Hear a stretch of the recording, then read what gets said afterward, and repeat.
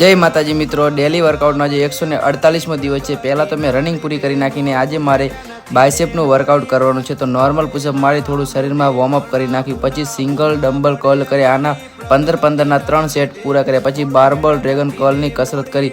વજન વધુ રાખવાથી બાયસેપ ઉપર પ્રેશર પડે છે, આનાથી બાયસેપ ઝડપથી ગ્રોથ થાય છે। પછી ડમ્બલ કર્લ કરી આનાથી બાયસેપ ઝડપથી બહાર આવે છે અને મોટા અને મજબૂત બને છે। આના પણ 15-15ના 3 સેટ પૂરા કર્યા। પછી રિવર્સ કર્લની કસરત કરી આનાથી જે બાયસેપના મેન ભાગ કે જે અંડાકાર આકારમાં હોય છે આનાથી ઝડપથી બહાર આવે છે। આના પણ 3 સેટ પૂરા કર્યા। પછી મેં કોન્સન્ટ્રેશન કર્લ કરે। આ કસરત બેસીને કરવામાં આવે છે અને પ્રોપર બાયસેપ ઉપર એની કસરત કરવામાં આવે છે જેથી બાયસેપમાં અંડાકાર ભાગ ઝડપથી બહાર આવે છે।